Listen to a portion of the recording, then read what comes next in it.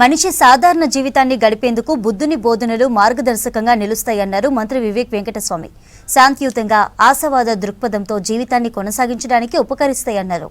నల్గొండ జిల్లా నాగార్జునసాగర్ సమీపంలోని బుద్ధవనంలో 3వ బుద్ధ ధమ్మయాత్ర ముగింపు కార్యక్రమాన్ని నిర్వహించారు.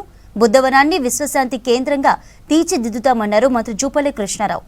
బౌద్ధ భిక్షువులు నెల రోజులు నిర్వహించిన పాదయాత్ర అద్భుతమైన సందేశాన్ని ఇచ్చిందని తెలిపారు. ఈ కార్యక్రమానికి వివిధ దేశాల నుంచి పెద్ద ఎత్తున బౌద్ధ భిక్షువులు హాజరయ్యారు.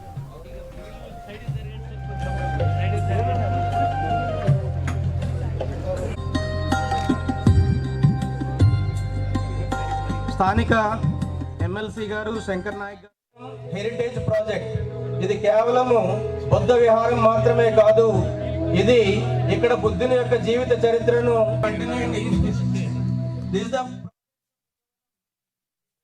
బుద్ధ ఏదైతే నేర్పించినారో ఇవన్నీ కూడా మనం పాటిస్తే ఈ ప్రపంచంలో ఈ దేశంలో శాంతియుతము మంచితనం ఉంటుందని చెప్పి ఈ ధమ్మయాత్ర చేసినందుకు వీళ్ళందరికీ కూడా అభినందనలు చెప్పేది అవసరం ఉంది. ఎందుకంటే ఇప్పుడే చాలామంది స్పీకర్స్ కూడా ఇదే చెప్పినారు.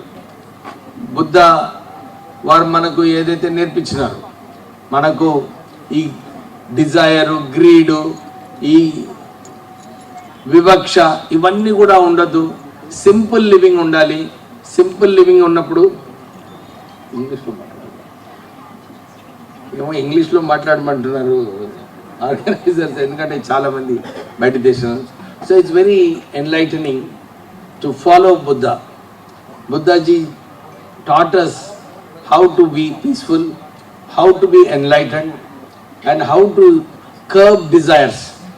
You should not have greed, and you have to follow a simple living.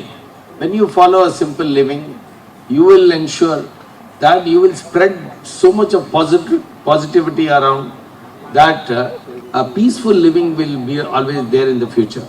We will have lot of Buddhist tourists coming to Nagarjunakonda. So there is a need for the state government and our organizers here to spread the message of this wonderful heritage monument which is come here to across the world, because when a lot of Buddhists across Southeast Asia, Sri Lanka, Japan, all these countries, we have so many Buddhists and they are always in the hunger of visiting the Buddha places. So I urge Mr. Mallapalli Lakshmaya Garu to spread this message, to spread the awareness of this Buddhavanam in the Buddhist countries, so that this center can be a very good cultural and a tourism center.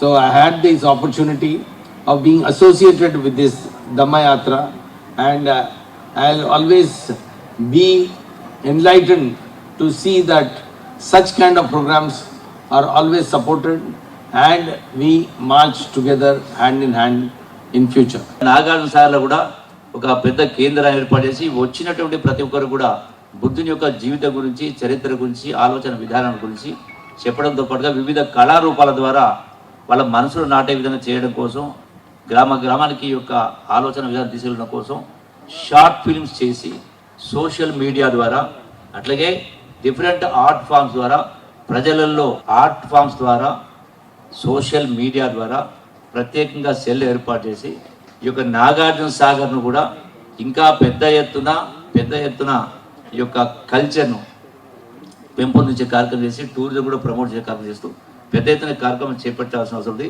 ప్రపంచంలోనే ఒక అగ్రగామిగా నాగార్జునసాగర్ ముందుకు వెళ్ళేలాగా ఆ స్థాయి తీసుకురావడానికి మా శాఖ ద్వారా మా వంతు ప్రయత్నం చేస్తామని చెప్పని మరొకసారి వేదిక ద్వారా మరొకసారి విజ్ఞప్తి చేస్తూ, आप ये जो शांति की पुकार है, ये जो भिक्षु चले हैं, इन्होंने कोई शोर माइक पे भाषण देके या लोगों को चिल्ला के आंदोलन करके कुछ नहीं किया. ये सिर्फ चले हैं, लेकिन इनके चलने के साथ वो एनर्जी लेके चले हैं जिसमें प्रेम, मैत्री, करुणा और शांति बहती है. ये वो अपने साथ लेकर चले हैं। ये इन्होंने ये सारी चीजें आपको दी हैं, तेलंगाना को दी हैं, जाते हुए कर्नाटका को दी हैं इन्होंने। वही कारण है आज आपने ये जादू देखा है और आप यहां आए हैं। वो चले शांति में, लेकिन उस शांति के पीछे एक बहुत ही बड़ा तूफान था, वो जो वैसा तूफान जो धम्म की क्रांति ला सकता है, जो करुणा की क्रांति ला सकता है, जो प्रेम की क्रांति ला सकता है, जो बौद्ध में भारत की क्रांति ला सकता है। आज 70-80 भिक्षु चले, अगर 1000 भिक्षु चल गए पूरे भारत में ऊपर से नीचे, तो मैं आपको गारंटी देता हूं अगर उसका समापन होगा तो करोड़ों में लोग वहां पर उस समापन में होंगे। ये शक्ति है बुद्ध धम्म और संघ की।